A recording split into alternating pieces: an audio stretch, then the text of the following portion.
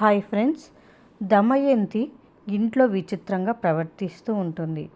దేవునికి పూజ చేయడం, అతిథులకు కాఫీ తీసుకురావడం ఇలాంటి కొత్త అలవాట్లన్నీ చేస్తూ ఉండడంతో ఇంట్లో వాళ్ళందరూ ఈమెను చూసి ఆశ్చర్యపోతూ ఉంటారు.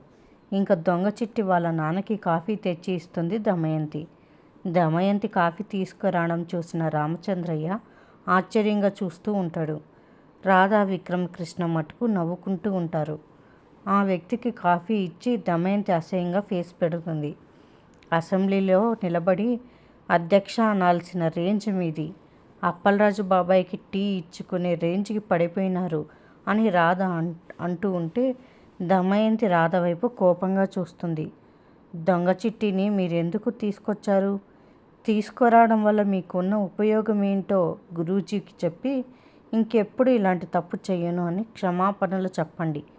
లేకపోతే ఇంత అనుభవించేలాగా చేస్తాను, గుర్తుంచుకోండి అని రాధ దమయంతి వైపు వేలు చూపిస్తూ వార్నింగ్ ఇస్తుంది.